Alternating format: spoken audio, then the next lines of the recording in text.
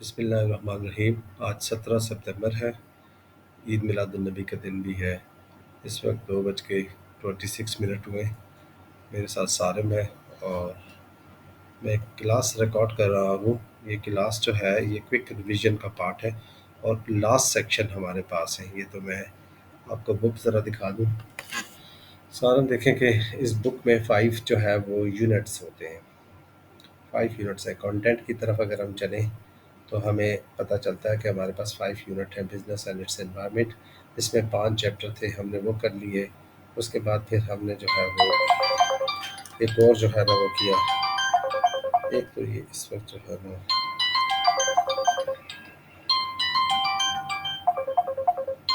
और इस वक्त मैं कॉल रिकॉर्ड नहीं कर सकता कि रिकॉर्डिंग भी चल रही है और बीच में कॉलें आ रही हैं। सो ये स्टूडेंट जो है इनको वॉइस नोट के ज़रिए बाद में बताता हूँ। इस वक्त यूँ है कि ह्यूमन रिसोर्स मैनेजमेंट ये हमने कर लिया, मार्केटिंग हमने कर लिया, हाँ, और उसके बाद ऑपरेशन मैनेजमेंट किया है। फाइनेंस एंड अकाउंटिंग जो है वो फाइनेंस एंड अकाउंटिंग आज हम करेंगे।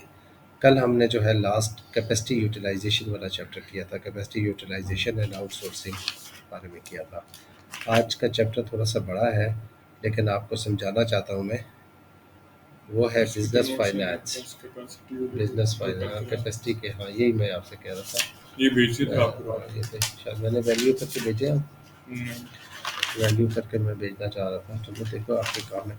आज हम बिजनेस फाइनेंस एंड अकाउंटिंग ये शायद करेंगे, forecasting and managing cash flow, और ये चीज़ें 4 चैप्टर हैं जो आज और कल की क्लास में हम कंप्लीट करेंगे।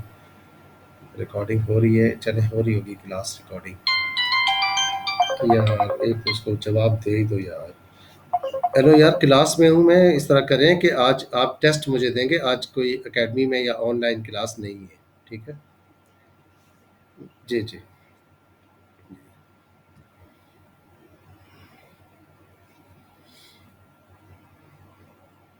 अच्छा, अब यूँ है कि इसमें ना आप ये देखेंगे कि अकाउंटिंग एंड फाइनेंस में पहला जो चैप्टर है सोर्स ऑफ फाइनेंस क्या होता है। इसमें बहुत से टॉपिक हैं। ज़रा पहला टॉपिक आप में, ये तो बुक है, पहले बुक को ओपन कर लेते हैं, फिर की टर्म्स को ओपन कर लेते हैं और फिर नोट्स को ओपन कर, तीनों को मिला के हम पढ़ते होते हैं। तो पहला है जी हमारे पास बिजनेस फाइनेंस, ये है चैप्टर नंबर 29, बिजनेस फाइनेंस। एक तरफ मैंने बुक ओपन की है, फिर मैं इसकी की टर्म्स ओपन कर रहा हूँ।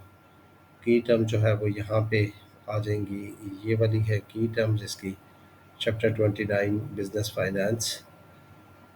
कल हमने जो है,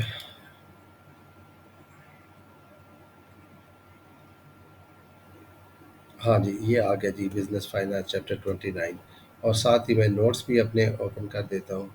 नोट्स जो है वो भी, ताकि साथ साथ तीनों को मिला के पढ़े। नोट्स एक्चुअली समरी है वो इस बुक की है। तो बिजनेस फाइनेंस जो है वो यहाँ पे ये नोट्स है चैप्टर नोट से बेहतर समझ आते हैं बस, और वो ज़रा शॉर्ट होते हैं। और वो पहला क्वेश्चन ये है कि वाई बिजनेस नीड फाइनेंस, यानी बिजनेस को पैसों की ज़रूरत क्या क्यों होती है। Why business need finance, business को पैसों की ज़रूरत, यानी बिजनेस फाइनेंस में नीड फॉर बिजनेस क्यों ज़रूरत पड़ती है, रीजंस फॉर बिजनेस। पहला सवाल आसान है कि बिजनेस को क्यों ज़रूरत पड़ती है। तो उसका जवाब ये है कि जब बिजनेस सेटअपिंग, जब नया बिजनेस लग रहा होता है, सेटअप हो रहा होता है, तो उसको ओनर जो है वो पैसे जो है वो कैश इंजेक्शन करता है, ताकि वो परचेज कर सके, कैपिटल इक्विपमेंट यानी मशीन खरीद सके, प्रीमिसेस बिल्डिंग खरीद सके, और जो लीगल फॉर्मेलिटीज़ होती हैं उनको पूरा करने के लिए पैसे चाहिए होते हैं। उसको स्टार्टअप कैपिटल कहते हैं, नोन एज स्टार्टअप कैपिटल, यानी जब आप बिजनेस स्टार्ट करने के लिए जो पैसा चाहिए उसे स्टार्टअप कैपिटल कहते हैं। फिर दूसरा होता है वर्किंग कैपिटल। बिजनेस को पैसे ज़रूरत पड़ते हैं डेली फाइनेंस, यानी बिल पे करने हैं उसने, ठीक है, उसने अपने एक्सपेंसेस, खाने पीने के वेजेस पे करनी है, उसने ऑफिस के इक्विपमेंट, इलेक्ट्रिसिटी के बिल और ये सब चीज़ें, इन्वेंट्रीज बाय करनी है, रॉ मटेरियल, तो उसको आप वर्किंग कैपिटल कहते हैं। वर्किंग कैपिटल का मतलब ये होता है करंट एसेट्स। करंट एसेट्स ये हैं वो पैसे जो मैं मुझे आने हैं लोगों से, उसको करंट एसेट्स कहते हैं। यानी जो मेरे पास आज कैश की शक्ल में पड़े हुए हैं या मुझे दूसरे लोगों से रिसीव होने हैं, वो करंट एसेट्स हैं। और उनमें से वो पैसे जो मैंने लोगों के देने हैं वो निकाल दूँ तो बाकी जो मेरे पास रह जाएगा वो वर्किंग कैपिटल है। फॉर एग्ज़ाम्पल जो है मैं यूँ कहूँ कि मेरे पास जो है आज के दिन में मेरे पास पैसे जो इस महीने वक्ती तौर पर मैं ये कहूँ कि मेरे करंट एसेट्स इस महीने के हैं, जो मेरे पास आने हैं कैश की शक्ल में पड़े हुए हैं, और जो मुझे अपने जिनको मैंने अपना गुड्स सेल की हैं, ट्रेड रिसीवेबल हैं, मेरे कस्टमर हैं, वो 2000 के आने, यानी करंट एसेट्स हैं। करंट एसेट्स उसमें से करंट लाइबिलिटीज़ 1500 मैंने 1500 मैंने किसी के देने हैं। So the remaining amount will be the working capital. The working capital इसका मतलब है 500 वो है जो मुझे डे टू डे एक्सपेंसेस के लिए काम आएंगे। देखें ये तो आएंगे और चले जाएंगे, आएंगे और चले जाएंगे, लेकिन ये है जो मेरे पास मौजूद रहेंगे डे टू डे एक्सपेंसेस के लिए। डे टू डे डेली जो आपके एक्सपेंसेस हैं किस काम के लिए, वेजेस पे करने के लिए, इन्वेंट्री बाय करने के लिए, इलेक्ट्रिसिटी बिल देने के लिए, जिसको क्या कहूँगा मैं, वर्किंग कैपिटल। Working capital. तो बिजनेस को क्वेश्चन क्या था हमारा सारे, किस कि क्वेश्चन को why हम डील करें, business needs why business finance. Need finance. Why business need finance के पैसों की पहली वजह ये थी कि Second, startup capital, startup capital जो है उसके लिए पैसे चाहिए होते हैं, स्टार्टअप कैपिटल के लिए।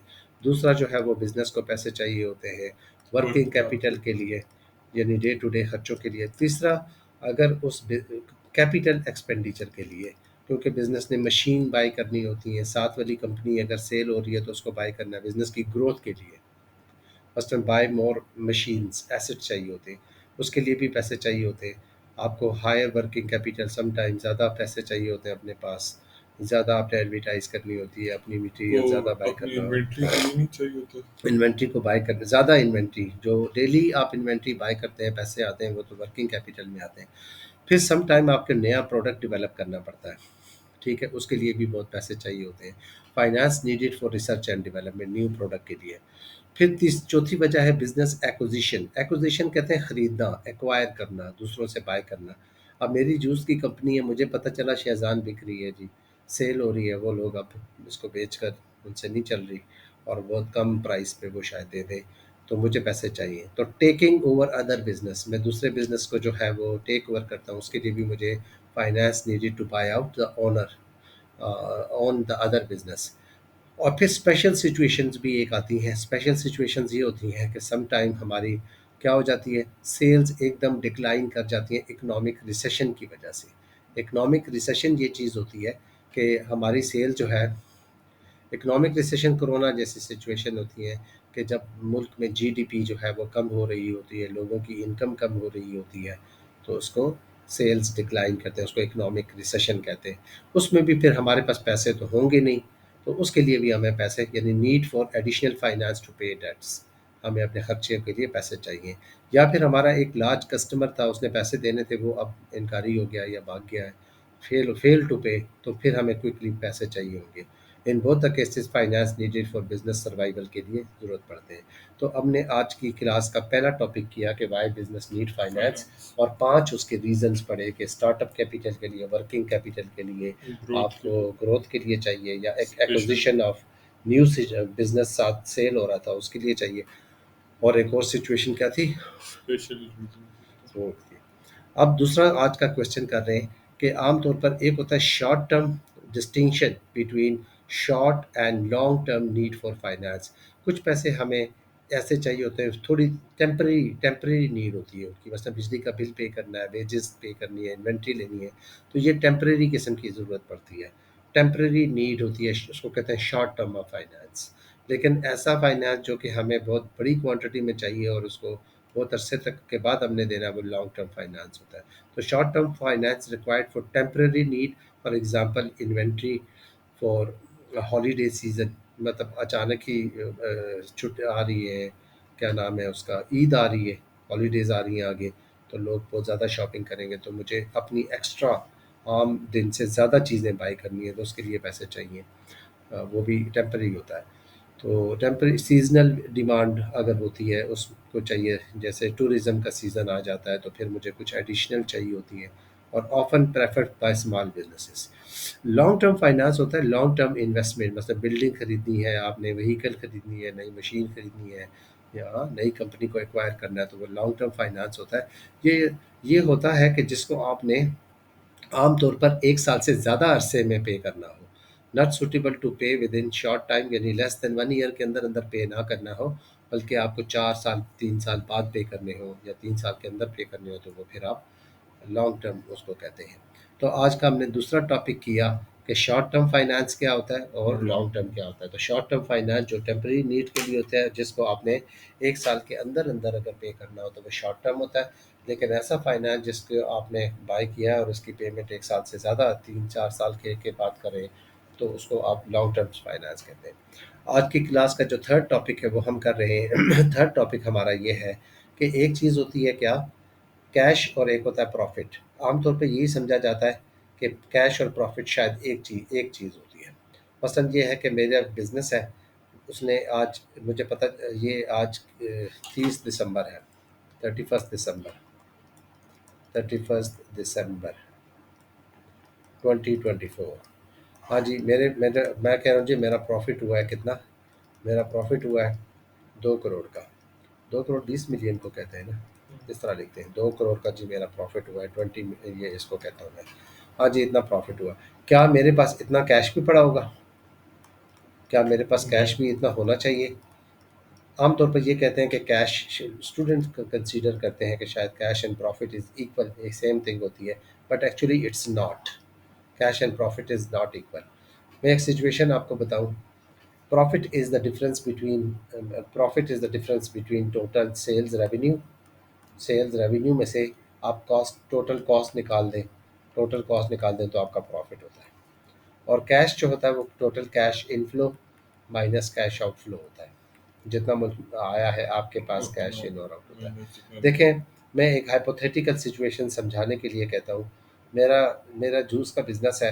मैंने 1 करोड़ रुपए का, मैंने क्या किया है, मैंने मैंने 50 लाख का रॉ मटेरियल, 50 लाख कहते हैं 5 मिलियन का, 5 मिलियन का, मैं इसको लिखता हूँ 5 मिलियन का रॉ मटेरियल मैंने बाई किया है, रॉ मटेरियल बाई किया है। ठीक है, बल्कि बना हुआ जूस, समझें कि किसी से बना हुआ बाई किया आसान करने के लिए, खुद नहीं बनाया।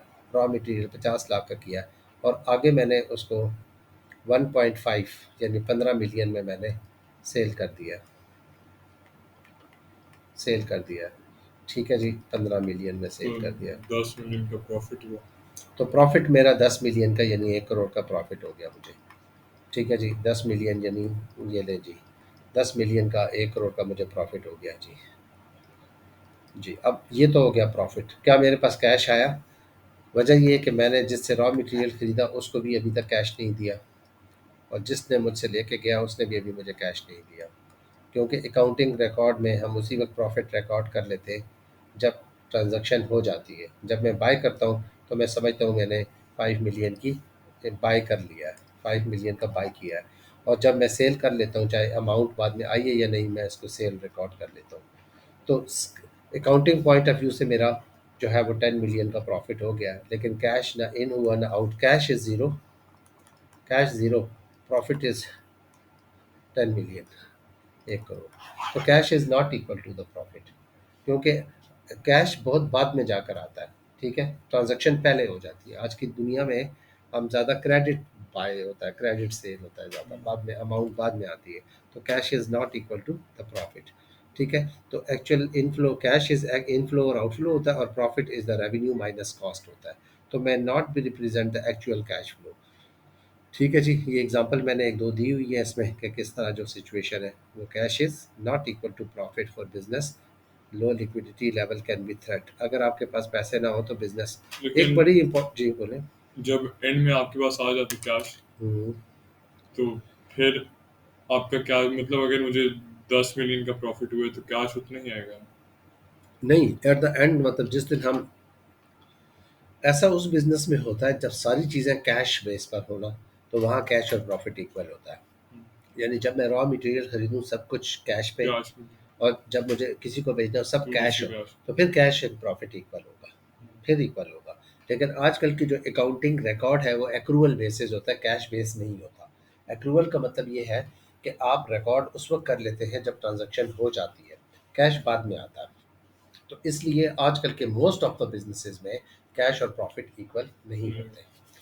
ठीक है, हमारा तीसरा टॉपिक ये है कि देखें, एक सबसे इम्पॉर्टेंट चीज़ जो है वो बिजनेस के अंदर लिक्विडिटी होती है। क्या? Liquidity. Liquidity, liquidity means the ability of a business to pay its liability is called the liquidity. Business अपनी जो है वो उधार वापस उधार कर वापस कर सके। ठीक है, मेरी जूस की कंपनी है, मैं लोगों को वेजेस पे कर सकूं, बिजली का बिल दे सकूं, जिनसे मैंने लोन लिया उनको वापस कर सकूं। तो मैं कहूँगा कि मैं लिक्विड हूँ मेरे पास, या यूँ कहूँ कि मैं सॉल्वेंट हूँ। सॉल्वेंट का मतलब ये होता है कि मेरे पास पैसे हैं। ठीक है, और अगर मैं ना पे कर सकूँ तो मैं इलिक्विड हूँ, मैं इंसॉल्वेंट हूँ। इंसॉल्वेंट का मतलब ये हुआ, देखें, liquidity is very important. Liquidity is called the life blood of the life blood of the business organization. जैसे एक इंसान है, कितना ही हट्टा कट्टा, पूरा कोई हल्क ना हो, कोई बहुत बड़ा पहलवान सा भी हो, लेकिन बात यह है कि उसमें ब्लड निकाल दें तो बस ख़त्म हो जाएगा वो। तो ब्लड बिल्कुल बिजनेस ऑर्गेनाइजेशन में से अगर लिक्विडिटी निकाल लें तो बिजनेस खत्म कर जाए हो जाएगी। Without the profit the business can survive few year. Profit नहीं कमाया, बिजनेस चलेगा। Without the liquidity business can't survive a year. शायद एक साल भी ना गुजार सके। देखिए, एक साल क्या, शायद 3-4 महीने भी ना गुजार सके। आपके पास लिक्विडिटी नहीं है, आप अपने लोगों को क्या कर रहे हैं, वेजेस नहीं दे रहे, उनके बिल नहीं उधार नहीं दे रहे, वापस कर पाते। बिल नहीं दे रहे, इन्वेंट्री वाले को पैसे नहीं वापस कर सक रहे, तो वो इन्वेंट्री नहीं देगा, बिजनेस खत्म हो जाएगा। So liquidity is very important. That's why business अगर अपने पैसे सिचुएशन ना दे सके, हाँ, उसे कहते हैं फाइनेंशियल क्राइसिस। क्या कहते हैं? Financial financial crisis. क्राइसिस। पैसे नहीं है जी। हाँ, घरों के भी हालात कोरोना में ऐसे ही हो गए थे जी, पैसे नहीं है जी, दूध वाला आया जी, अगले दफ़ा देंगे जी। अच्छा जी, वो इंटरनेट वाला बंद करके चला गया। अच्छा जी, वो फ़लाँ वाला, क्योंकि जब हालात ख़राब हो तो फिर ऐसे ही होता है। अब इस तरह बिज़नेस में भी अगर आप अपने लेबर को पैसे नहीं दे पा रहे, इलेक्ट्रिसिटी के बिल नहीं दे रहे, बैंक से लोन लिए थे वो नहीं पे गए, इसे कहते हैं फाइनेंशियल क्राइसिस। जब आपका फाइनेंशियल क्राइसिस एक बहुत अरसे तक चलता रहता है और आप उसको मैनेज नहीं कर सकते, तो अब आपको अपना बिज़नेस बेचना पड़ता है। मैं पूरा प्रोसेस समझा रहा हूँ, देखना। मैं इसको एक एरो में इस प्रोसेस को समझाया मैंने, ये बड़ा इंपॉर्टेंट टॉपिक है कि आपके पास क्या होता है, लैक ऑफ फाइनेंस, आपके पास पैसे ना हो। अगर आपके पास पैसे ना हो तो बिजनेस फेलियर की तरफ जा रहा होता है। ठीक है ना? अब जब बिजनेस फेल की तरफ जा रहा होता है तो आप ये करते हैं कि बिजनेस बेचना तो है आपने, लेकिन आप इस तरह बेचें कि बिजनेस चलता हुआ बिके। ऐसा ना हो कि बिजनेस स्टॉप हो जाए और फिर आप बेचेंगे तो आपको इतने पैसे नहीं मिलेंगे। सो आप कोशिश ये करते हैं कि बिजनेस गोइंग ऑन, चलता हुआ सेल हो जाए।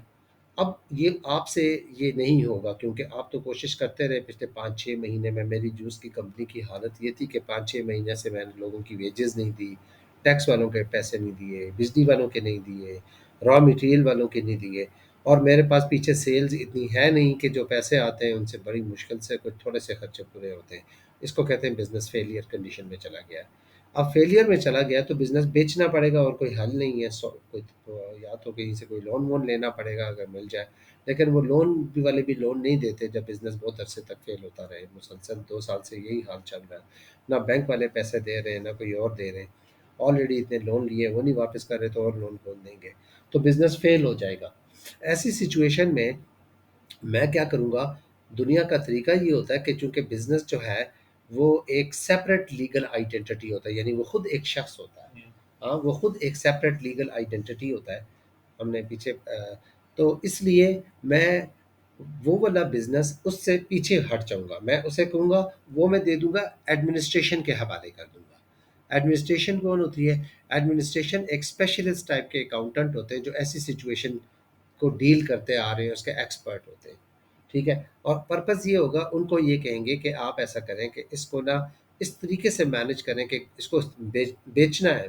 ठीक है? इसको बेचना है, और अगर चल जाए, यानी ऐसा करें कि चला कर बेचें। मतलब एडमिनिस्ट्रेशन के हवाले करने का मतलब है कि बेचना तो बेचना ही है। ठीक है ना? लेकिन उनको भी इस काम के लिए देने पैसे भी पैसे पड़ेंगे। बिल्कुल दे देंगे वो अपनी, क्या है ना, मोस्ट बिजनेस फेलियर स्पेशलिस्ट। देखें, specialist administration accountants are appointed during administration to salvage the situation and prevent further steps. ठीक है ना? फर्दर नीचे डाउन स्टेप्स कहते हैं, स्टेप्स डाउन होने के बजाय आप एडमिनिस्ट्रेशन के हवाले कर देते हैं।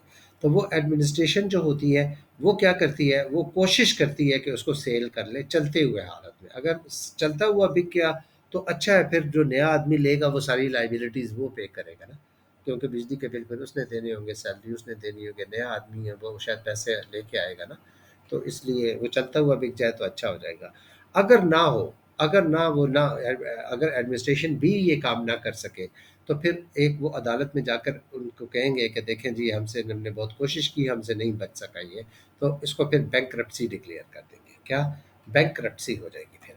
बैंकरप्सी क्या होती है? बैंकरप्सी मतलब डिक्लेयर हो जाता है कि जी हमारा बिजनेस अब ख़त्म हो गया है, अब हमने इस कंपनी को बेचकर, इसकी बिल्डिंग्स को बेचकर, इसके मटेरियल को बेचकर, इनके तमाम एसेट्स को बेचकर लोगों को वन बाय वन पैसे देते रहेंगे जिनके हमने देने हैं। बिजनेस ख़त्म हो जाएगा और वो बैंकरप्सी डिक्लेयर हो जाएगी, और उसके बाद लिक्विडेशन का प्रोसेस स्टार्ट हो जाएगा।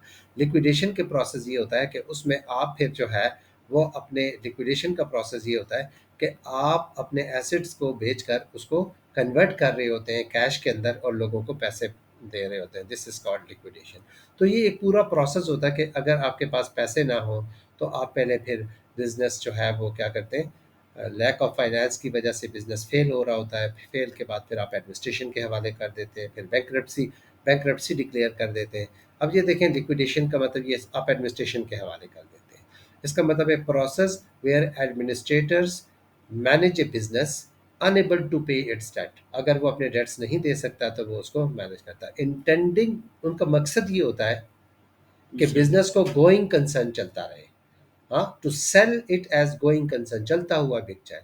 इसका मकसद ये होता है कि business operational and find a buyer, आप बायर मिल जाए। इसका रिजल्ट जो इफ अनसक्सेसफुल, अगर वो ऐसा ना कर सके, सेल ना कर सके बिजनेस को, तो फिर बैंकरप्सी हो जाती है। बैंकरप्सी क्या होता है? वो एक legal procedure for liquidating A business, हाँ, एक प्रॉपर्टी। मसलन अनएबल टू फुली पे, वो आप अदालत में जाएं, उनको कहें जी नहीं कर सकते, क्योंकि अदालत ही लिक्विडेशन कर सकती है, खुद तो कोई नहीं कर सकता। उसकी वजह ये है ना कि जब ये बिजनेस सेल होगा तो इसके एसेट जब कन्वर्ट होकर सब लोगों को शायद पैसे ना मिले, सब लोगों को ना मिले। मतलब बिजनेस ने देना है किसी के 40 करोड़ रुपए देने, कुछ एम्प्लॉयज़ के, बिजली वालों के, टैक्स वालों के, फलां, तो बिजनेस की शायद वर्थ जो है वो 10 करोड़ होगी, 30 का नुकसान होना ही होना है। तो वो फिर अदालत से कह कर कहेंगे ना, जिनके नुकसान होना है उसमें फिर पाकिस्तानी लॉ में तो ये होता है ना कि यहाँ पे तो स्टेप होता है कि पहले पैसे किसके देने हैं, फिर दूसरे किसके देने हैं, तीसरे किसके देने हैं। वो फिर अदालत बताती है कि पहले एम्प्लॉयज़ को दो, फिर आप सप्लायर को दो, फिर बैंकों के दो, फिर गवर्नमेंट के दो। इस तरीके से कुछ कुछ के किस्मत में, या फिर अपोर्शन कर देती है कि आपने सबको इतने इतने देने हैं ताकि सबका नुकसान इक्वल हो जाए। वो एक प्रोसीजर है, डिफरेंट लॉ है उसके लिए। इनकम टैक्स लॉ पाकिस्तान में ऐसा दिया होता है कि आपने किसके पहले देने हैं। तो बैंकरप्सी जो है वो डिक्लेयर हो जाए तो अनएबल टू, अच्छा, फिर लिक्विडेशन का प्रोसेस होता है। लिक्विडेशन वो प्रोसेस होता है, the act of ceasing business. Ceasing का मतलब है बात करना, बंद कर खत्म दे, कर। सीज फायर हो जाएगा। हाँ, ceasing business, trading and selling its assets for cash, उसको कैश बनाकर to pay suppliers and other creditor, फिर उनको पैसे दे देते हैं। उसका एम ये होता है, raise as much finance as possible to pay back the debtors, जिन लोगों के पैसे देने वो दे दें। तो आमतौर पर ये होता है initiated as a result of bankruptcy, के बाद ये प्रोसेस स्टार्ट होता है। ये मैंने आज का एक इम्पॉर्टेंट टॉपिक करवाया, जो शायद टॉपिक नंबर 3 था मेरे पास ना। टॉपिक नंबर 1 मेरे पास ये था कि वाई बिजनेस नीड टॉपिक 4 था फाइनेंस, मतलब। ये 4 था। पहला था कि वाई बिजनेस नीड फाइनेंस, इस चैप्टर के अंदर फिर फाइनेंस की क्यों ज़रूरत पड़ती है। हमने कहा कि ग्रोथ के लिए, एक्विजिशन के लिए, नया बिजनेस स्टार्ट करने के लिए। शॉर्ट टर्म फाइनेंस क्या होता है, लॉन्ग टर्म फाइनेंस क्या होता है, कैश क्या होता है, प्रॉफिट क्या होता है। और फिर ये प्रोसेस हमने बिजनेस फाइनेंशियल क्राइसिस को बताया था कि अगर गुजरे तो कौन कौन से स्टेप से वो गुजरता है। ये 4 टॉपिक हो गया। 5वां टॉपिक ये है वर्किंग कैपिटल क्या होता है। वर्किंग कैपिटल अभी हम पीछे भी बता सकते हैं कि वर्किंग कैपिटल का फार्मूला होता है करंट एसेट्स में से, ये जितना हाँ, करंट एसेट्स में से करंट लाइबिलिटीज आप निकाल दें। मैंने कहा था ना अभी कि 2,000 रुपये जो है वो मुझे क्या है, वो मिलने हैं। एसेट्स वो मेरे पास और या मैंने अभी 1500 ऊपर थोड़ी सी लाइबिलिटीज। एग्जांपल दी थी। हाँ, 2,000 मेरे पास करंट एसेट्स है ये वाले, ये देखें 2,000 करंट एसेट्स है, और 1,500 उनमें से मैंने दे लाइबिलिटीज देना को है। देना। तो 500 मेरे पास जो रह गया वो मेरा डे टू डे खर्चों के लिए रह गया, उसको मैं वर्किंग कैपिटल कहता हूँ। सही है जी। वर्किंग कैपिटल जो है सच एज उनको देना होगा। अच्छा, working capital, managing working capital कैसे आपने करना है, बस ठीक है, ये भी आप इसको देख लेंगे कि वर्किंग कैपिटल क्या होता है। आगे एक और टॉपिक पढ़ते हैं जो 6 टॉपिक बनता है हमारा। एक होते हैं कैपिटल एक्सपेंडिचर और एक होता है रेवेन्यू एक्सपेंडिचर। एक होता है कैपिटल एक्सपेंडिचर और एक होता है हमारे पास रेवेन्यू एक्सपेंडिचर। दोनों में फ़र्क है, capital expenditure and revenue expenditure. Capital expenditure, expenditure on non current assets, expenditure on non current assets. Non current assets. आप ऐसे जो है खर्चे करें, देखें आपके सारे, आपसे मैं पूछता हूँ ये बताएं कि आपकी कंपनी फुटबॉल वाली है ना, अगर आप एक नई मशीन खरीदते हैं तो उस मशीन का फ़ायदा कितने अरसे तक रहेगा आपको? जब तक आपकी सेल्स ग्रो करती रहेंगी। 5-6 साल तक उस मशीन से एडवांटेज होगा।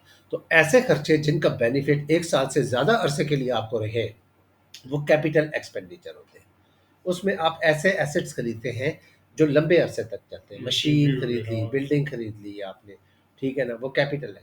लेकिन रेवेन्यू एक्सपेंडिचर वो होते हैं जिनका बेनिफिट आपको 1 साल के अंदर अंदर है, मतलब रेंट पे कर दिया, वेजेस पे कर दी, वो रेवेन्यू एक्सपेंडिचर होते हैं। ठीक है, फर्क समझ आई? कैपिटल एक्सपेंडिचर क्या होते हैं? कैपिटल एक्सपेंडिचर यानी एक्सपेंडिचर और non current asset, long term investment अगर आप कर रहे हो, often involve long term financing. आमतौर पर उनको, जब आप कैपिटल एक्सपेंडिचर कर रहे होते हैं तो आप long term source of finance ले रहे होते हैं, ठीक है ना। Capital expenditure is often influence by length of the time the assets are required for, कितने अरसे के लिए वो चाहिए। और एक रेवेन्यू एक्सपेंडिचर होते हैं जो day to day running expense के लिए आपको पैसे चाहिए होते हैं, typically involve short term finance, उसमें चाहिए होता है, ठीक है। और उसके लिए आप जो short term source of finance लेते हैं, क्या फ़ायदा, क्या कैपिटल के लिए short term source of finance लेते हैं, लॉन्ग लॉन्ग टर्म टर्म। लेते हैं, और जो दूसरा रेवेन्यू है के लिए उसके लिए शॉर्ट। लेते हैं, ठीक है। अब आ जाता है जी एक बिल्कुल नया टॉपिक है, वो है सोर्सेज ऑफ फाइनेंस। आप, हम आपको, जब आप पढ़ रहे हैं हमसे, तो ये बता रहे हैं इस क्लास में कि कौन कौन से मेथड हैं जिनसे कि आप जो है वो पैसे फाइनेंस ले ले सकते सकते। हैं, ठीक है, फाइनेंस ले सकते हैं। अब इसकी डिटेल तो ये मैं चाहता हूँ कि यहाँ पर भी बहुत मैंने लिखी है, लेकिन मैं यहाँ से आगे जितना पोर्शन है वो मैं बुक से चाहता हूँ कि आप सब लोग पढ़ें। और मैं बुक ओपन करके, एक चार्ट है बुक के अंदर, वो बता रहा हूँ और साथ साथ मैं एक्सप्लेन कर रहा हूँ। ये चैप्टर नंबर 29 बुक से मैंने किया। ये कुछ जो पार्ट थे इसको मैंने वाई बिजनेस नीड फाइनेंस जो रेड में लिखा हुआ है ये समझा दिया, पॉइंट बना के समझा दिए मैंने, पॉइंट बनाया अपने नोट्स में। शॉर्ट टर्म फाइनेंस क्या होता है, लॉन्ग टर्म क्या होता है, कैश क्या होता है, प्रॉफिट क्या होता है। उसके बाद एडमिनिस्ट्रेशन बैंकरप्सी ये वाला टॉपिक समझाया, वर्किंग कैपिटल के बारे में समझाया कि वो क्या होता है। उसके बाद मैंने, एक और टॉपिक था कैपिटल एक्सपेंडिचर एंड वर्टिकल। यहाँ से आगे एक नया टॉपिक शुरू होता है सोर्स ऑफ फाइनेंस, और एक चार्ट बना हुआ है। ज़रा इस चार्ट को मैं समझाता हूँ। उस चार्ट से आपको ना, मैंने जो है वो समझाना है, और आप लोगों ने बुक से पढ़कर अपने नोट्स बनाने, बुक से पढ़कर बनाने, ताकि आपको इन्वॉल्व करूँ पढ़ने में, क्योंकि हर चीज़ जो है वो अगर टीचर बता देगा तो फिर आप बस सिर्फ उन्हीं की बातें याद रखेंगे और बाकी कुछ याद नहीं रखेंगे। देखें, एक होता है इंटरनल सोर्स ऑफ फाइनेंस, दो ब्रॉड कैटेगरीज हैं। अगर आपको पैसे चाहिए तो एक पैसे तो ये हो सकते हैं कि बिजनेस के अंदर ही से आप जो है वो अरेंज कर लें, तो वो होते हैं short term source, internal source of finance. और एक होते हैं external. Internal source of finance में एक होता है रिटेन प्रॉफिट, दूसरा सेल ऑफ अनवांटेड एसेट, तीसरा reduction in working capital, fourth sale and lease back of non current assets. Internal source ये है कि मुझे जो है पैसे चाहिए, तो मैं बजाय किसी और से जाकर पैसे लूँ, किसी और की सेविंग्स को यूज़ करूँ, किसी बैंक के पास जाऊँ, उसके बजाय मैं देखूँ बिजनेस के अंदर ही से ये पैसे कहीं मिल सकते हैं कि नहीं मिल सकते, तो उसको इंटरनल सोर्स ऑफ फाइनेंस कहते हैं, ठीक है, with arrange with in the business हो सकते हैं। उसका तरीका ये होगा इंटरनल सोर्स ऑफ फाइनेंस में कि पहला है रिटेन प्रॉफिट।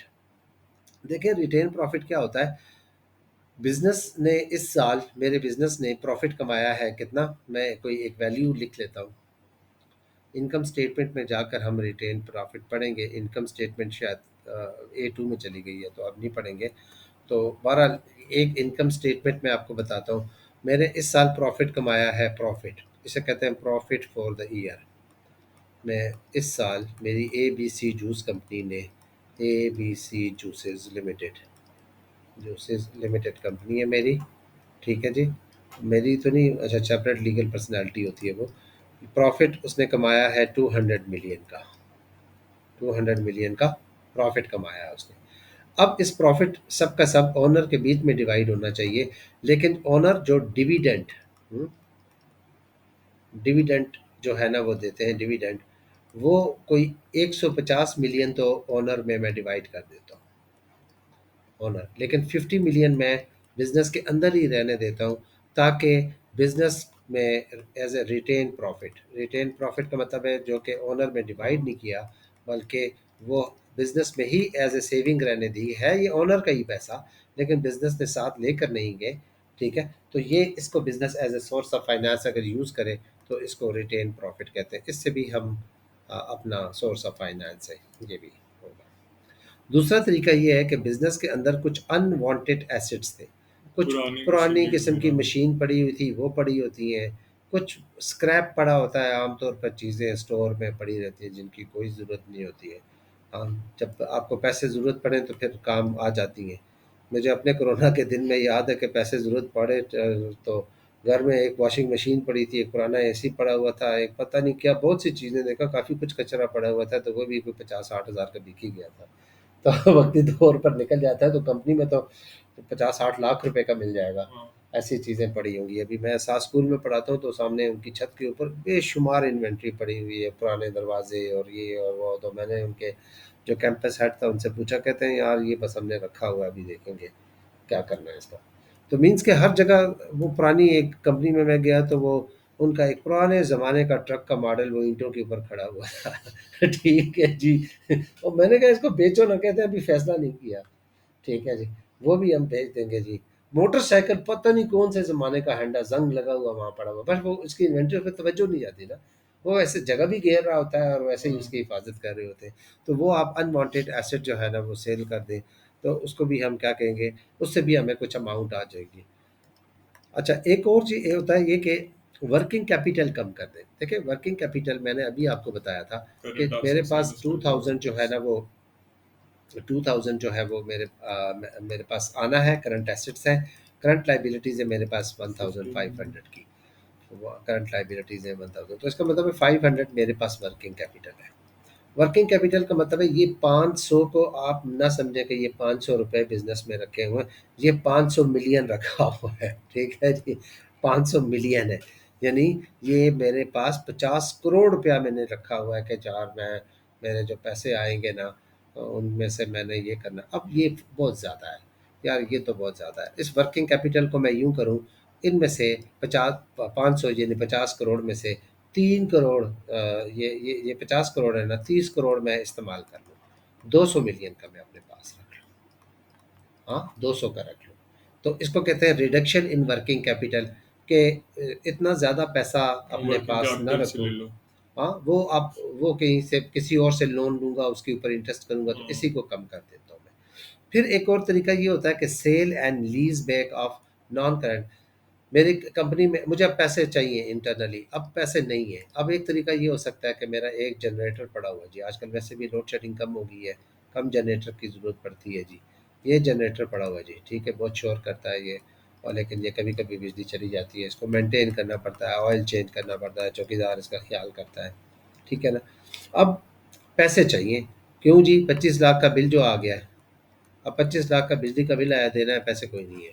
अब क्या करेंगे, 25 लाख 2.5 मिलियन होते हैं, ये 25 2.5 करोड़ हो गया, 25 लाख ले लेते हैं, 25 लाख इस तरह लिखते हैं, 2.5 मिलियन कहते हैं इसको।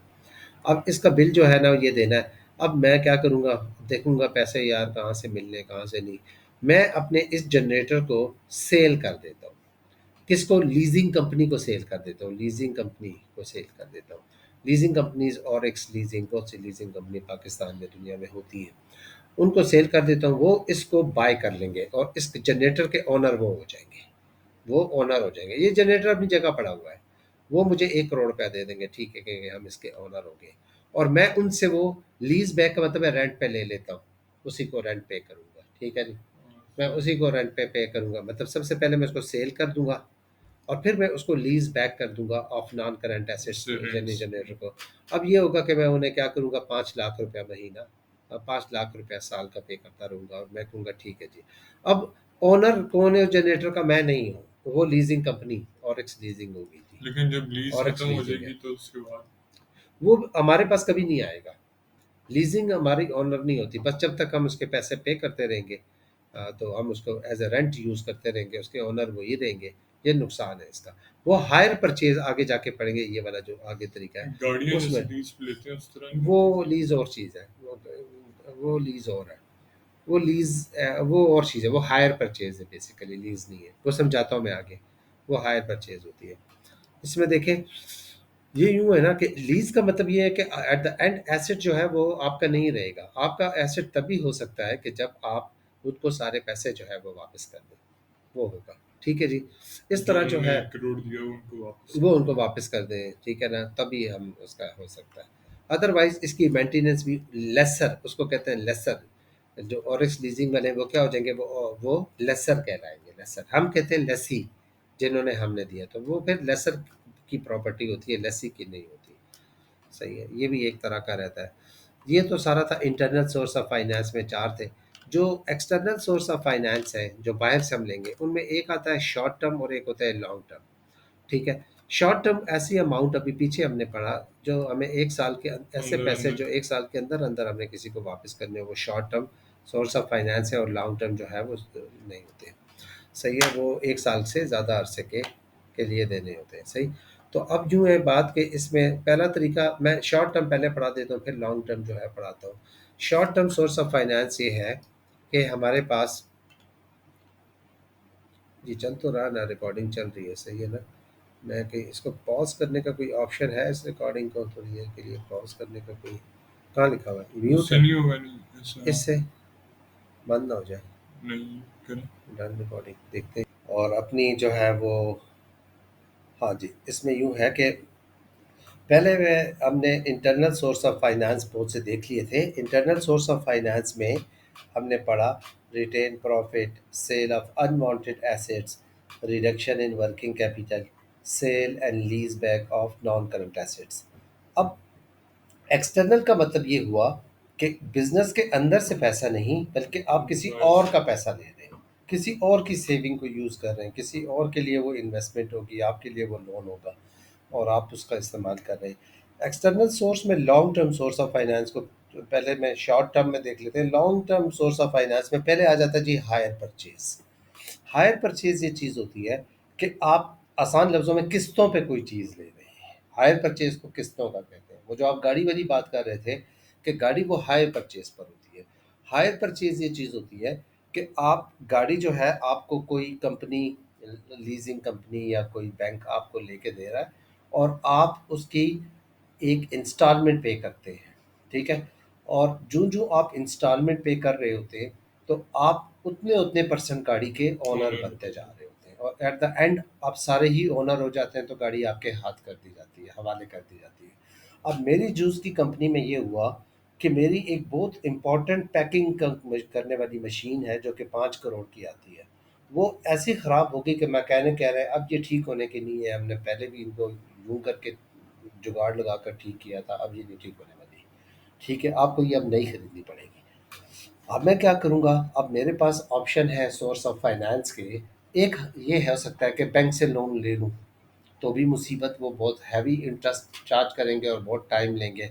मैं यूँ करता हूँ कि उस मशीन को, एक नई मशीन में बाय करता हूँ, और उसकी हायर परचेज पे बाय कर लेता हूँ।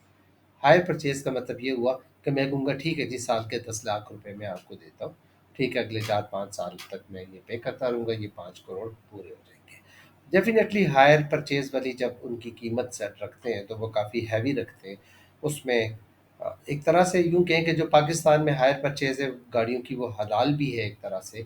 एक तरह से इस तरह हलाल है कि वो आपको चीज़ महंगी दे रहे होते हैं। हायर परचेज पे जब चीज़ देते हैं ना, तो वो उसकी चीज़ महंगी दे रहे होते हैं।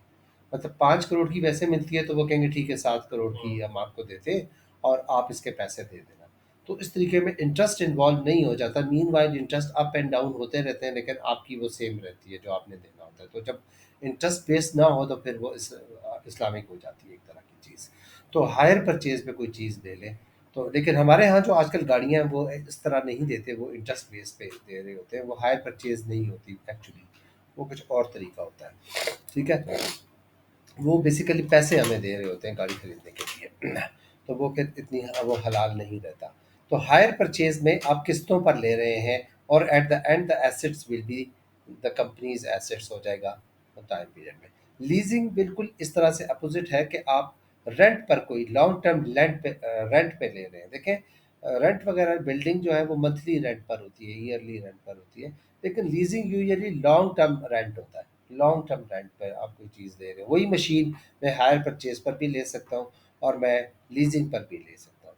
हायर परचेज में तो ये होता है कि उसकी मेंटेनेंस वगैरह मैंने करनी है और एट द लीजिंग एंड में मैं आप होना चाहिए। ओनर तो ही बनते ना। लीजिंग में मैं ओनर भी नहीं बनता, लेकिन एक मुझे फ़ायदा है, उसकी मेंटेनेंस जो है ना वो वो क्या खुद होगी, करेंगे वो जो। करेंगे, हाँ, मेंटेनेंस वो करेंगे, क्योंकि आखिर में ओनर कॉस्ट उन्होंने में बनना है, तो वो हाँ। उसका बड़ा ख्याल करेंगे कि आखिर में आ, मैंने, और ये है कि मुझे जब उसकी ज़रूरत ही नहीं रहेगी, जब गवर्नमेंट ने ऐलान कर दिया कि अब जी लोड शेडिंग ख़त्म हो गई है, आपकी कंपनी को कभी भी बिजली का मसला नहीं होगा, मैं देखूंगा यार अब तो ज़रूरत ही कोई नहीं, चलो भाई लीजिंग वाले वो उठा के ले जाओ तुम्हारा एसेट है, नहीं ज़रूरत मुझे, तो मैं लीजिंग पे यानी एक तरह से मुझे लॉस नहीं होगा, वो मेरा एसेट्स मैं जब तक रेंट पे करता रहूँगा वो देते रहेंगे।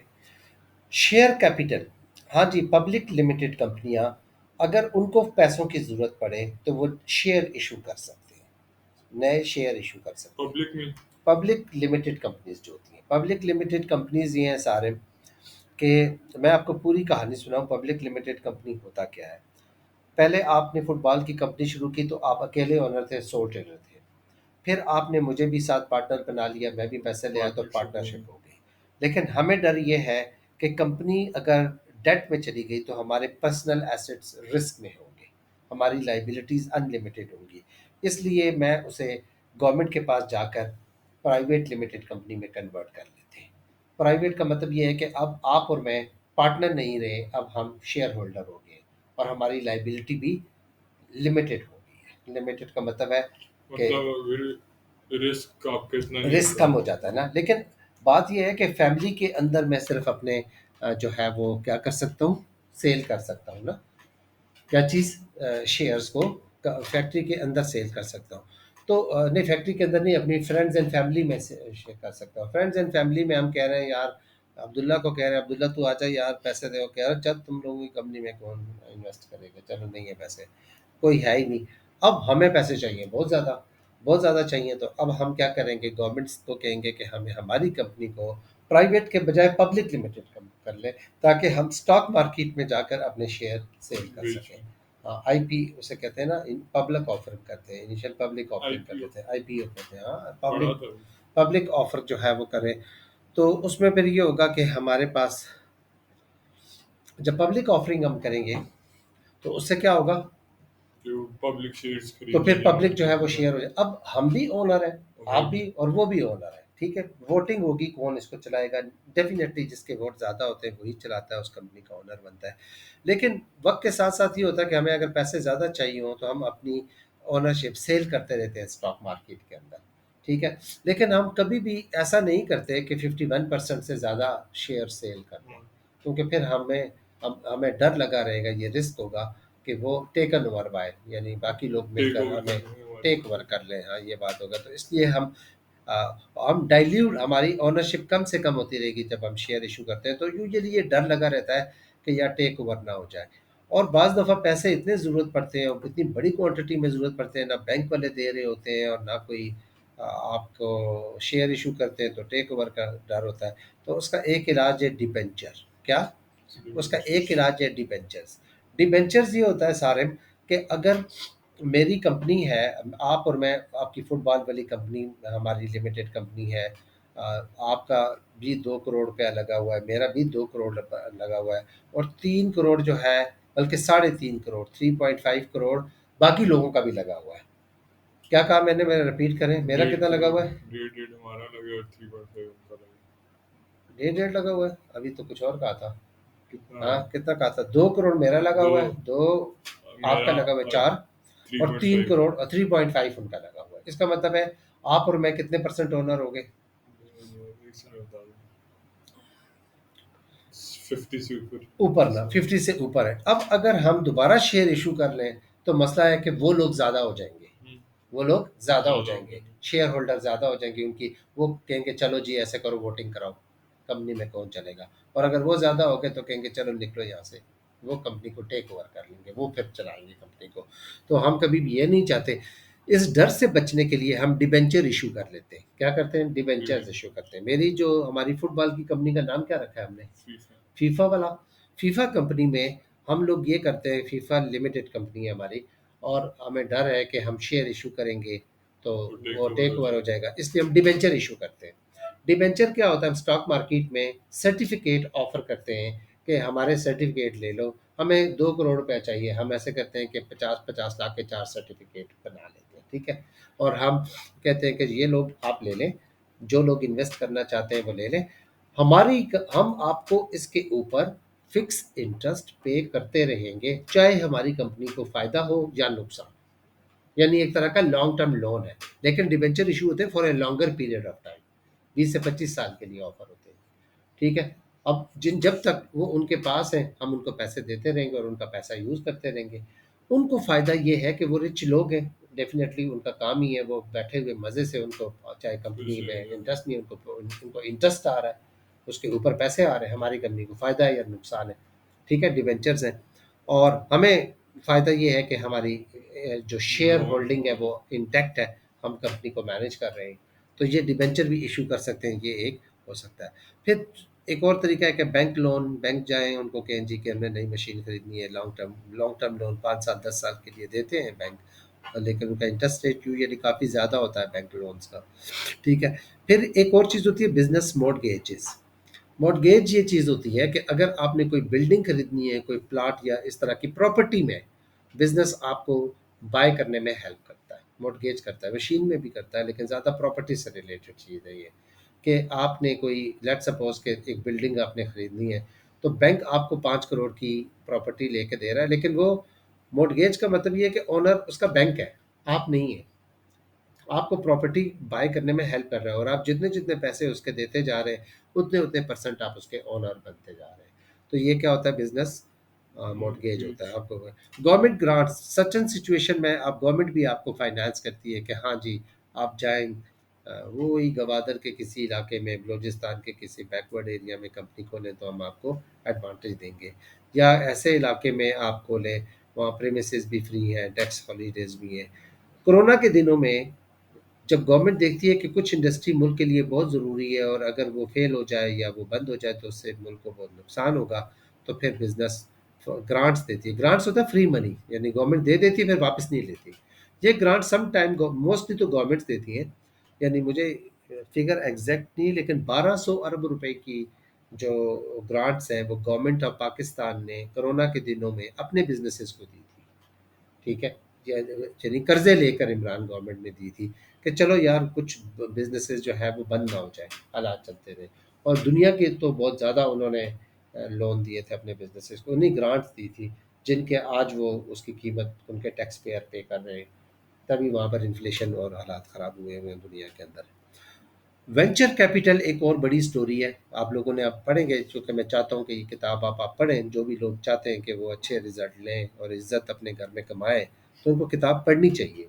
उनको ऐसा नहीं करना चाहिए कि जी सर ने इसका सारी समझ आ गई, ओ जी सर वो तो सर मसला ही कोई नहीं है, सब समझ आ गई, और जब सवाल करने बैठे तो वो क्या था, वो क्या था, और सबको मिक्स मकास करके आ जाएंगे और फिर फेल हो जाएंगे। तो स्टूडेंट ऐसे ही ओवर कॉन्फिडेंट हुआ होता है, कुछ भी नहीं है। आप सोचे ना ज़रा, बाबर आजम जो है, उसको क्या, मैंने उसको देखा मैच से पहले वो क्या कर रहा था, पता नहीं 5-7 लड़के उसने रखे हुए थे, वो बॉल करा रहे थे, बैटिंग उसको बैट चला रहा था, बैट उसको बैट चलाना नहीं आता। आता है भाई, सारी उम्र वो चलता है, वो बेहतरीन बैट्समैन है, लेकिन ये है कि वो अपने टेस्ट से पहले, अपने जब उसका इम्तिहान था, जब वो अंदर ग्राउंड में जाना था, उससे पहले वो दोबारा चला रहा था, तैयारी कर रहा था, आखिर वक्त तक तैयारी करता है। स्टूडेंट आखिरी वक्त तक तैयार करता है, खुद तैयार करता है, वो रिलाई नहीं करता मुझे आता है मुझे आता है, वो आखिर वक्त तक तैयार करता रहता है और खुद तैयार करता है, खुद वो करता है, वो नहीं इस तरह। तो इससे कहते हैं प्रैक्टिस करना स्टूडेंट को पास। ये कैम्ब्रिज आप इंटरनेशनल एजुकेशन का हिस्सा है और दुनिया की प्रेस्टिजियस क्वालिफिकेशन आप लेना चाहते हैं तो उसके लिए आपको प्रेस्टिजियस मेहनत भी करनी पड़ेगी, वरना फिर डी आ जाएंगे, ठीक है, वो भी कहेंगे ठीक है ये तुम प्रेस्टिजियस नहीं हो, तुम फलां वाले हो, वो दे देंगे, ठीक है। तो उसके लिए आपको किताब पढ़नी चाहिए। वेंचर कैपिटल क्या होता है? वेंचर कैपिटल मैं बिल्कुल भी नहीं समझा रहा आपको, जितने भी लोग हैं वो किताब से पढ़कर मुझे इसकी सारी डिटेल बताएंगे, मैं जानबूझकर मैं देखूंगा इस नोट्स में वेंचर कैपिटल कैसे कोई लिखता है, ताकि मैं ये तो समझूं कि वेंचर कैपिटल इनको आता है कि नहीं आता। सही है? सिर्फ यही चीज समझानी है। नहीं नहीं, बाकी तो सारे नोट्स बनाएंगे, लेकिन वेंचर कैपिटल मैं नहीं समझा रहा वो ना। बुक से। वो तो बुक से, बाकी सारी चीजें भी बुक से पढ़ेंगे, मैं तो ऊपर ऊपर से बता रहा हूँ। अंदर अंदर वाली कि उसके फायदे क्या है, नुकसान क्या है, हर चीज का वो तो आपने बुक से लिखने हैं। लेकिन वेंचर कैपिटल मैं नहीं बता रहा। जब नोट्स होंगे देखूंगा, आप कैम्ब्रिज ए लेवल्स में आए तो कहीं ओ लेवल्स में, कहीं ए बी सी, किसी मैडम ने आपको चौथी और पांचवी अच्छी सिक्स क्लास में भी पढ़ाया होगा ना। आप कितनी अंग्रेजी पढ़ के समझ सकते हैं उस चीज़ को, उससे मुझे आप लोगों के नॉलेज और आईक्यू का भी पता चल जाएगा कि वो क्या है। आगे आ जाए जी short term source of finance को, कि short term source of finance क्या होता है। उसमें एक होता है बैंक ओवरड्राफ्ट। बैंक ओवरड्राफ्ट ये होता है, मेरे बैंक में पैसे पड़े हुए हैं 5 लाख रुपए, 500,000, 5 लाख रुपए पड़े हुए हैं, और 5 लाख में मैंने आज किसी को 8 लाख रुपए देने हैं। मैं अगर चेक लिख के दूंगा तो बैंक क्या करेगा, 8 लाख रुपए दे देगा उस आदमी को। पांच मेरे लाख मेरे, 5 3 अपने से। 3 अपने से। क्यों? मैंने बैंक के साथ एक एग्रीमेंट किया हुआ है कि मुझे ओवर लिमिट अलाउ कर दो। हाँ, उसे कहते हैं बैंक ओवरड्राफ्ट। ओवरड्राफ्ट का मतलब है तो अपनी तीन लिमिट से लाख भी आपको ज्यादा। फिर जब आप बैंक में रखवाएंगे तो फिर। वो उस पे प्रॉब्लम ये है, बैंक ओवरड्राफ्ट ऐसा सोर्स ऑफ फाइनेंस है जिस पे पर डे इंटरेस्ट चार्ज होता है। पर डे, जितनी देर आप उनके पैसे बैंक के यूज करेंगे उतने दिन के हिसाब से आपको इंटरेस्ट इंटरेस्ट आपको हाई देना। होता है। तो आप, और मसला ये है कि अगर कल मेरे पैसे आ जाए, ठीक है, मतलब आमतौर पर बिजनेस में आते रहते हैं पैसे, रेगुलर पीछे आते रहते हैं और जाते भी रहते हैं। 3 दिन बाद मेरे पैसे जब बैंक में आ जाएंगे तो बस 3 दिन का इंटरेस्ट लगेगा, ज़्यादा नहीं लगेगा। तो फ़ायदा ये 3 दिन में पता चला उनका 70-80 रुपये लग गए, इसके ऊपर कोई फ़र्क नहीं पड़ता। ठीक है, तो इतना फ़र्क नहीं पड़ेगा। लेकिन अगर बहुत अरसे तक ये मैं पैसे ना आए मेरे बैंक अकाउंट में, तो बैंक ओवरड्राफ्ट का interest rate normal interest rate से थोड़ा ज़्यादा होता है और हमें उसका नुकसान होता है। फिर होता है ट्रेड क्रेडिट। ट्रेड क्रेडिट ये होता है कि हमने जिन लोगों को पैसे देने हैं, हम उनको उनकी पेमेंट को डिले कर दें। मतलब मैंने जिनसे अपनी जूस की कंपनी में, और आपने अपनी फुटबॉल की कंपनी में जिनसे लेदर बाई किया हुआ था, उनको आपने 1 करोड़ रुपया वापस करना है। प्रॉमिस किया हुआ है कि आज यार 17 तारीख 5 बजे तक पहुँचा दूंगा यार, फिक्र ना करना। अब वो कह रहा है दे दो पैसे। मैं, यार गल सुन, और तू मेरा दोस्त, तू मेरा यार, तू ऐसे करना, एक हफ्ता और अलाउ कर। एक हफ्ता, हमारे हालात ज़रा अच्छे नहीं जा रहे। अगर वो अलाउ कर देता है तो वो जो पैसा आप यूज़ कर रहे हैं वो मुफ्ते का पैसा है, बेसिकली वो उसका पैसा था, हाँ, उसको देना था, वो आप यूज़ कर रहे हैं। तो ये भी एक बहुत ही टेम्पररी शॉर्ट शॉर्ट टर्म यानी ट्रेड क्रेडिट भी एक फाइनेंस हो सकता है। फिर एक और तरीका उसको कहते हैं डेट फैक्टरिंग। डेट फैक्टरिंग ये चीज़ होती है, डेट फैक्टरिंग ये होता है कि आप जो है, देखें, डेट फैक्टरिंग के लिए मैं यूँ समझाऊँ कि मैंने ना अ, मेरे हमारी जो मेरी जूस की कंपनी है ना, उसमें 3 कस्टमर मुझसे जूस लेके गए हैं। ये हैं जी खान साहब, ये है खान साहब। इन्होंने मेरे देने हैं जी 50 लाख रुपए। 50 लाख को कहते हैं 5 मिलियन देने, ठीक है जी। ये ले लीजिए 50 लाख इन्होंने मेरा देना है, 5 मिलियन कहता हूँ मैं, 5 मिलियन देने हैं इसने। जो चौधरी साहब हैं, उन्होंने मेरे ये देने कितने जी, 3। 3 मिलियन देने, 30 लाख रुपए देना है। और जो जो मलिक साहब हैं, उन्होंने मेरे देने हैं जी 2 मिलियन के करीब करीब देने हैं। ये बड़े कस्टमर हैं मेरे, इन्होंने मेरे 1 करोड़ रुपया देना है, ठीक है जी। यानी ये कितने हो गया, 5 3 10 मिलियन इन्होंने मेरे देने, जो कि 1 करोड़ रुपया बनता है। अब इनको मैं, इसको मैंने कहा हुआ है, खान साहब को कहा हुआ है 90 डेज के बाद दे देना। इनको मैंने कहा था 45 डेज के बाद देना। इनको मैंने कहा था यार कि तुम ना 120 दिन के बाद दे देना पैसे। अब मुझे पैसे चाहिए बहुत ज़्यादा, ज़रूरी चाहिए, मेरा बिजली का बिल आया हुआ है, मुझे अपने सैलरी के लिए बहुत प्रॉब्लम आ रहा है। अब मैं इनको फ़ोन करता हूँ, यार तुम पैसे दे दो मुझे। वो कह रहे हैं भाई आपने तो हमें कहा था 90 डेज के बाद, 45, ये तो हम उस वक्त देंगे, अभी नहीं है हमारे पास पैसे।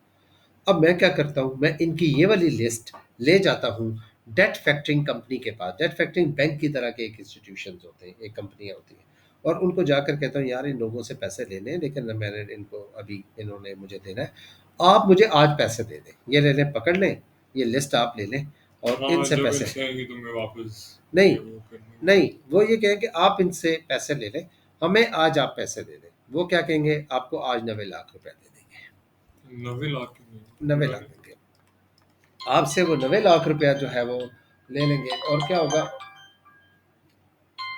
90 लाख जो है ना वो होंगे, आपको वो 90 लाख रुपए जो है ना वो दे रहे होंगे। और 90 लाख में, ये 90 लाख है ना, 90 लाख में 10 लाख वो अपना कमीशन रख लेंगे, क्योंकि वो भी तो इसलिए इसीलिए बैठे हुए हैं। और हमें फ़ायदा ये होगा कि आज हमें 90 लाख है, जिससे हम अपनी लाइबिलिटीज़ जो है वो क्या करेंगे, पे कर सकेंगे। क्या करेंगे हम, लाइबिलिटीज लाइबिलिटीज़ पे कर लेंगे। तो ये हमें एक तरह का एडवांटेज हो जाएगा। ये इसको कहते हैं डेट फैक्टरिंग, एक तरीका होता है। सही है जी। डेट फैक्टरिंग का मतलब, ये भी आप लोग बुक पढ़ेंगे तो बहुत अच्छा आपको समझ आ जाएगी तो फिर डिटेल जब में। आपको 3 कस्टमर से मिलेगा वो ग्रोथ हमें नहीं का मिलेगा, हम उन कस्टमर को कहेंगे केस। कि अब उस डेट फैक्टरिंग कंपनी हाँ, को अच्छा देना, अच्छा। हमें ना देना। ठीक है, इस तरीके से हमने देना है। अच्छा, इसके अलावा भी मैं पॉज कर रहा हूँ थोड़ा सी, थोड़ी देर के लिए पॉज करके आपको फिर एक लेके आता हूँ। ये मेरे पास वो ये है जी कि हमारे पास एक और सोर्स ऑफ फाइनेंस ये है। खत्म नहीं होगी तो लॉन्ग नहीं, टर्म शॉर्ट टर्म। 3 और सोर्स ऑफ फाइनेंस है जो छोटे हैं। एक को कहते हैं माइक्रो फाइनेंस। क्या, माइक्रो। माइक्रो फाइनेंस है। माइक्रो फाइनेंस जो है आमतौर पर छोटी छोटी अमाउंट, 50,000, लाख, 2 लाख रुपए उन लोगों को दी जाती हैं जो पुअर लोग होते हैं, पुअर विलेजर्स, हाँ, वेरी पुअर विलेजर्स, उनको दी जाती है ताकि वो अपने लिए क्या ले, आ, अपने लिए कुछ छोटा बहुत बिजनेस कर सके। सही है जी। तो और उन लोगों को दी जाती हैं who do not have the access to formal banking system. जब बैंक में वो जाएंगे तो बैंक कहेंगे आप कोलेट्रल रखवाएं, यानी अपने पास कोलेट्रल गारंटी रखवाएं कि हम आपको दें। फिर इतने छोटे लोन बैंक देता भी नहीं, कि उनको उसमें कोई फ़ायदा नहीं होता उनको प्रोसेस करने में। बैंक को, बैंक बड़े लोन देने में इंटरेस्टेड होती है, और उन लोगों को देती है जो रिलायबल टाइप की हो।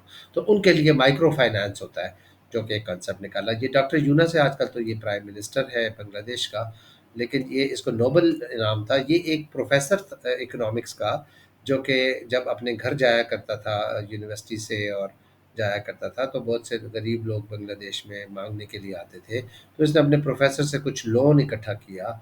कुछ लोन का मतलब है डोनेशन इकट्ठी की और गरीब लोगों को दी, और कहा कि आप इससे बिजनेस करें। और बिजनेस का आइडिया ये बनाया कि आप शहर में होलसेल मार्केट से चीज़ें लेकर विलेज की तरफ चलें, विलेज एरिया में जाके बेचें, क्योंकि उन लोगों को बहुत ट्रैवल करके शहर में चीज़ें लेने आता है। इस तरीके से उन लोगों ने, जो गरीब लोग थे जो कि पहले मांगते थे, वो बिजनेसमैन बन गए आहिस्ता आहिस्ता, और बेहतर उनके हालात हुए। तो बांग्लादेश इसकी वजह से काफ़ी ट्रांसफॉर्म हुआ, बहुत जो है चेंज हुआ। आज जो है वो लोग कहते हैं कि ये जो बिज़नेस है, बहरहाल इसकी बड़ी इज़्ज़त है। नोबेल इनाम आपको पता है दुनिया में बहुत बड़ा इनाम है इसको मिला, क्योंकि इसने पॉवर्टी काफ़ी कम की। बांग्लादेश में पॉवर्टी और ग्रोथ की बहुत बड़ा यानी सबब बन गया, इंजन ऑफ ग्रोथ बन गया इसकी वजह से। एक और चीज़ होता है, उसे कहते हैं क्राउड फंडिंग। एक और सोर्स ऑफ फाइनेंस होता है, उसको कहते हैं क्राउड फंडिंग। क्राउड फंडिंग ये है कि सारे में आपके पास कोई ऐसा बिज़नेस आइडिया है जो बड़ा यूनिक सा है, लेकिन आपके पास पैसे नहीं है। तो आप, एक वेबसाइट है जिसको कहते हैं, वहाँ जाकर आप लोगों को कह सकते हैं कि आप मुझे जो है ना, मेरे पास बहुत अच्छा आइडिया है। उसका नाम है किक स्टार्टर। क्या, किक स्टार्टर एक वेबसाइट है, और गो फंड फॉर मी इस तरह की जो है ना, वो किक स्टार्टर यानी लिखा हुआ, ये किक स्टार्टर, ये वाली वेबसाइट है। इसमें जाकर आप अपना जो लॉन्च करें अपने को, कभी मेरे पास एक ऐसा आइडिया है लेकिन पैसे नहीं है। और या तो लोग आपको डोनेशन देकर कहेंगे ठीक है, 10-10, 20-20 डॉलर किसी को दे दें, किसी की जेब पर भारी नहीं पड़ता, वो भी दे देते। और जब लाखों लोग आपको 10-10 डॉलर देंगे, आपके पास मिलियंस आ जाएंगे, और इस तरीके से आप अपना बिजनेस कर सकेंगे। ठीक और ये है। फ्रॉड श्रॉड का फ्रॉड तो रिस्क खैर नहीं है। इसलिए नहीं हो सकता कि अब देखें, ये एक अल्टीमेट एक्सपोजर मशीन, पता नहीं ये किसी ने आइडिया दिया हुआ है कि ये एक मशीन मैं ऐसी बना रहा हूँ, पता नहीं ये बंदा क्या मशीन बना रहा है, मुझे समझ नहीं आई। अब ये कौन सी मशीन इसने बनाई है। मर्की कहता है ultimate espresso machine, where extraordinary taste is crafted coffee की। एफर्टलेसली। अब ये एक ऐसी मशीन बना रहा है, कह रहा है मुझे पैसे चाहिए। इसने कहा है कि मुझे पैसे कितने चाहिए थे, प्लेज ऑफ 1 मिलियन चाहिए, पता नहीं क्या कह रहा है ना। हाँ। तो अब तक उसके जो गोल हो चुके हैं वो काफ़ी, ये 3 दिन पहले इसने ये लॉन्च किया है, 3 दिन पहले लॉन्च किया है। तो इसको आप देखें कि ये कह रहा है मुझे बहुत 1.6 मिलियन चाहिए, मेरा ख्याल है ना। और अब तक 8 मिल चुके हैं, 8,000 मिले हैं 3 दिन में शायद। 30-40 दिनों में इसको मिल जाएंगे ये ये पैसे। फ्रॉड हो आराम से फ्रॉड तो नहीं हो कैसे थोड़ा? सकता, फ्रॉड तो इसलिए नहीं। नहीं मतलब अगर मैं जाऊँ और मैं कहूँ कि मैंने करने हैं पैसे मैंने तुम्हें देखें, चुकाए थे। आप कन्विंस करेंगे तो लोग देंगे ना। अगर आपको अच्छा कुछ दिनों के अंदर जो है ये पैसे इकट्ठे करने हैं, मसलन इसके लिए उन्होंने कहा होगा ना कि कितने दिनों के अंदर ये पैसे इकट्ठे अगर ना हुए, तो जिन लोगों ने दिया उनको वापस हो जाते हैं वो लोग, यानी जिन लोगों ने डोनेशन किया होता है उनको उनको वापस उनके अकाउंट में चली जाती है। ठीक है, फिर इसको पैसा फिर कॉफ़ी, इस कॉफ़ी एक्स्ट्रा ऑर्डनरी कॉफ़ी शॉफ़ी वाले को कोई पैसा नहीं मिलना फिर। ठीक है, ये मशीन जो इन्वेंट करना चाह रहा है, बाज़ दफ़ा तो ये होता है वो छोटा-सा बिज़नेस होता है, तो वो ये नहीं कहते कि हमें आप डोनेशन दे दें, वो कहते हैं आज जो चीज़ हम बना रहे हैं, जैसे एक यहाँ पर एक प्रोग्राम था कि एक लेडी ने कहा कि मैं हैंड बैग बनाना चाह रही हूँ, तो उसने जब हैंड बैग की बात की, तो उसने ये कहा कि आप मुझसे हैंड बैग की एडवांस बाय कर लें, मुझे पैसे दे दें, तो मुझे अगर 100 हैंड बैग कोई बाय कर ले तो मुझे इनिशियल फाइनेंस मिल जाएगा क्योंकि वो हैंडमेड बना रही थी। तो उस तरीके से भी उसको इसमें देखें आर्ट, अगर आप आर्ट के लवर हैं तो आप इस तरह आर्ट के बहुत से प्रोग्राम बना सकते हैं। देखें 53 पीपल प्रोजेक्ट्स हैं इनके अंदर, ये खातून के एरिए में ये बनाना चाह रही हूँ, ये के एरिए में ये करना चाह रही हूँ, मुझे पैसे दे दो। ठीक है, कुछ crafts, dance, design, fashion, film, food, games, बहुत सी किस्म की है। तो ये इसे कहते हैं क्राउड फंडिंग। क्राउड फंडिंग को कैसे डिफाइन करते हैं कि क्राउड फंडिंग का मतलब भी यही होता है कि आप large some of the money will be gathered from small number of people. इसमें क्राउड फंडिंग को नीचे डिफाइन करते हैं कि कैसे लिखा होगा, यहाँ पर क्राउड फंडिंग कहीं लिखा हुआ है, share equity, business venture, collateral rights, microfinance. Crowdfunding, the use of small amounts of capital from large number of individuals to finance a new business venture.